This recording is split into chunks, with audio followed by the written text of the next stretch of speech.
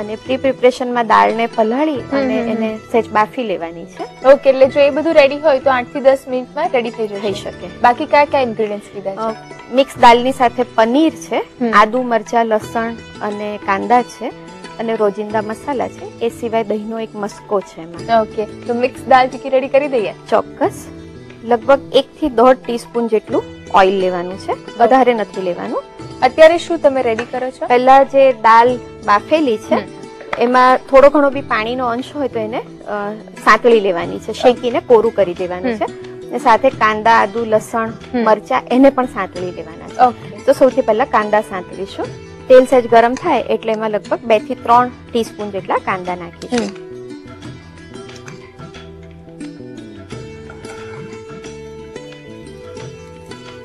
છેલ્લે કેટલી ટીકી તૈયાર થશે આટલી ક્વોન્ટિટીમાંથી? લગભગ આમાંથી જેટલો સામાન લઈ રહ્યા છીએ એમાંથી 4 થી 5 ટીકી બની શકશે. ઓકે. કાંદાની સાથે જ થોડુંક લસણ નાખીશું. લસણનું પ્રમાણ ગમે એટલું નાખી શકીએ અને લસણને કટકા ઝીણા સમારી અને નાખીએ છીએ. લગભગ 1 ટીસ્પૂન લસણ લઈએ છીએ. 8 થી 10 કળી જેટલું. લીલા સમારેલા મરચા છે 3 મરચા, એને પણ સાંતળવામાં લઈ લઈશું. લગભગ 1 ઇંચનો ટુકડો આદુ ઝીણું સમારેલું છે, એ પણ સાથે લઈ લઈશું. બધું જ કટ કરીને લીધું છે, પીસીસમાં લીધું છે. હા.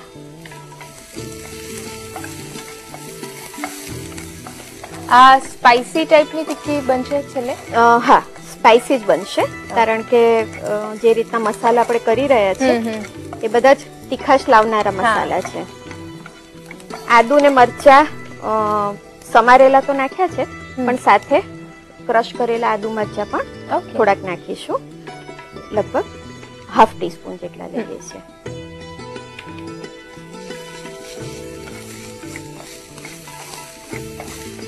હવે એમાં લગભગ 1 કપ દાળ છે, 3 મિક્સ દાળ લીધી છે, ચણાની દાળ, મસૂરની દાળ અને મગની મોગર દાળ. તો એ ત્રણેયને પલાળી અને પછી કુકરમાં 1 વિસલમાં બાફી લીધી છે. તો દાળ એમાં લઈ લઈશું. અને એક સાથે બાફીશું તો બી વાંધો નહીં આવે? એક સાથે જ બાફવાની છે, પલાળી પણ સાથે જ છે અને બાફી પણ સાથે જ છે. હવે આમાં દાળમાં બીજા મસાલા કરી લઈશું. લગભગ 1/2 ટીસ્પૂન સોલ્ટ, ગરમ મસાલો છે 1/4 ટીસ્પૂન, કેપ્સિકમ છે લગભગ 1/4 કેપ્સિકમ જેને ઝીણું સમારેલું છે, એ લઈ લઈશું. લીંબુનો રસ છે, સ્વાદ પ્રમાણે લગભગ 1.5 થી 2 ટીસ્પૂન જેટલો જશે. આવી ટિક્કી એમ તો સારી જ લાગે, આપણે એઝ અ સ્નેક એને સર્વ કરી શકીએ, પણ જે આખું ભાણું હોય એમાં પણ સાઈડ ડિશ તરીકે અથવા તો ફરસાણ તરીકે સર્વ કરીએ તો પણ સરસ લાગે. હા, સ્ટાર્ટર તરીકે, ફરસાણ તરીકે, ટિક્કીની સાથે છોલે અથવા તો જે સૂકા વટાણા હોય એની સાથે ટિક્કી, રગડા ટિક્કી, એ દરેક રીતે આ ટિક્કી જઈ શકે છે. અને ક્યાં સુધી કુક કરીએ છીએ? દાળમાં જેટલો પાણીનો અંશ હોય એ શોષાઈ જાય ત્યાં સુધી એને શેકવાનું છે. જો દાળ સરસ કડક બાફી શકીએ તો ડાયરેક્ટલી એને ક્રશ કરીને બધું મિક્સ કરીને પણ ટિક્કી બનાવી દઈ શકાય. પણ જો દાળ બાફવામાં સહેજ પાણીનો અંશ લાગે તો ટિક્કી છૂટી પડી જઈ શકે, માટે એને શેકીને કોરી કરી દેવાની છે. ગેસ બંધ કરી દઈશું. હવે મિશ્રણને ઠંડુ થવા દેવાનું છે. તેને એક પ્લેટમાં કાઢી લઈએ.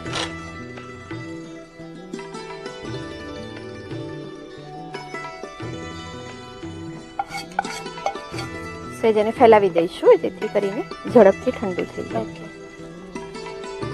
મિશ્રણ ઠંડુ થઈ ગયું છે. તેમાં નાખીશું છીણેલું પનીર છે. અહીંયા પનીર વાપરીએ છીએ, પનીરની જગ્યાએ ચીઝ પણ વાપરી શકાય, જેવી ઈચ્છા. લગભગ 75 થી 100 ગ્રામ પનીર લઈશું. કોર્નફ્લોર છે લગભગ 1 ટીસ્પૂન અને દહીંનો મસ્કો છે.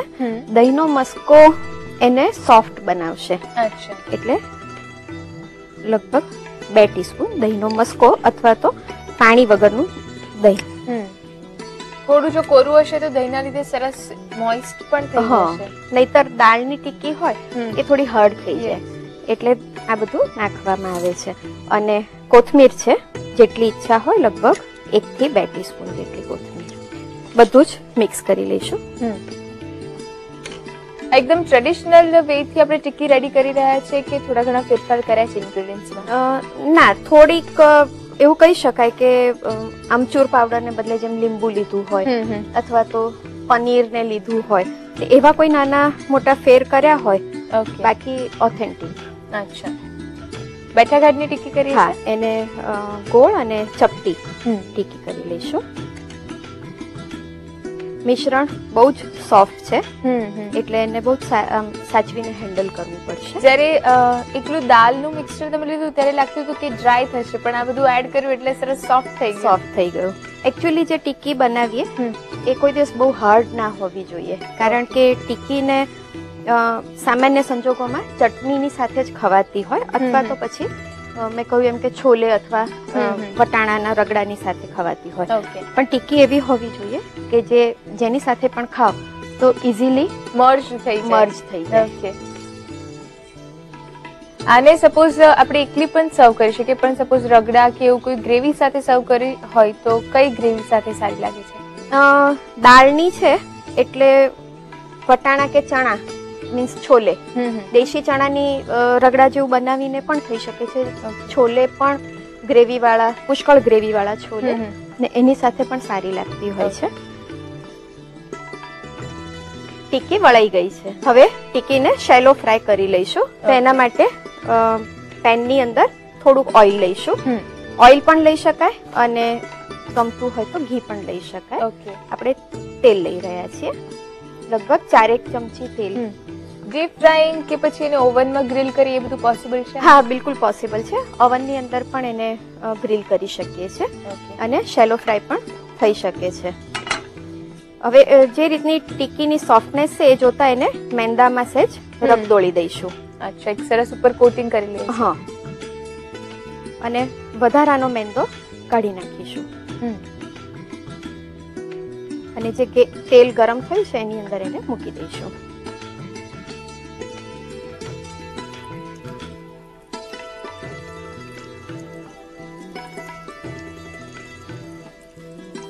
ઇન્ગ્રેડિયન્ટ્સ તમે જે બધા લીધા છે એ બહુ ઇઝીલી અવેલેબલ છે અને હેલ્ધી પણ છે બધા ઇન્ગ્રેડિયન્ટ્સ.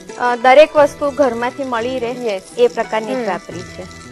બને એટલી ટિક્કી છૂટી રહે એ રીતે એને તળવાની, જેથી કરીને ચોંટીને તૂટે નહીં. જ્યારે તળીએ છીએ અને ડીપ ફ્રાઈંગ કરીએ છીએ ત્યારે કઈ ધ્યાન રાખીએ છીએ? કારણ કે તળીએ એટલે થોડું આપણને ટેન્શન થાય કે છૂટી નહીં પડી જાય ને. ડીપ ફ્રાઈંગ કરીએ ત્યારે એક સાથે બહુ જ નહીં નાખવાનું, અને તેલનું ટેમ્પરેચર પ્રોપરલી આવી ગયું હોય, મીન્સ પ્રોપર ગરમ થઈ ગયું હોય, એ પછી જ અંદર 3-4 નો એક લોટ એ રીતે તળવાની. અને જો સહેજ બી એવો ડાઉટ લાગે કે ખુલી જશે તો કોર્નફ્લોરની સ્લરીમાં કે એમાં ડીપ કરી અને પછી નાખવાની, જેથી એક એને આઉટર લેયર મળી જાય. હળવેથી એને પલટાવી દઈશું. સરસ ક્રિસ્પી ઉપરનું પડ થઈ ગયું છે. હા,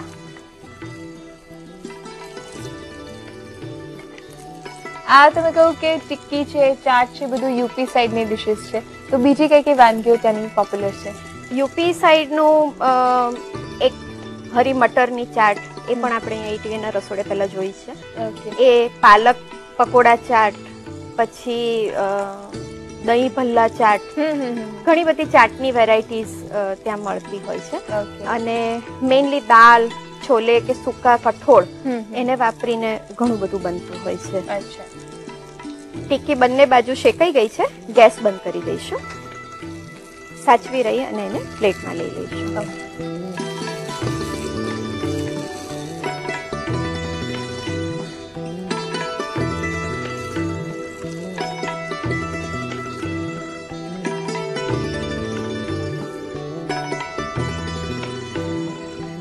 ટિક્કી તળાઈ ગઈ છે અને સર્વિંગ પ્લેટમાં લઈ લઈશું.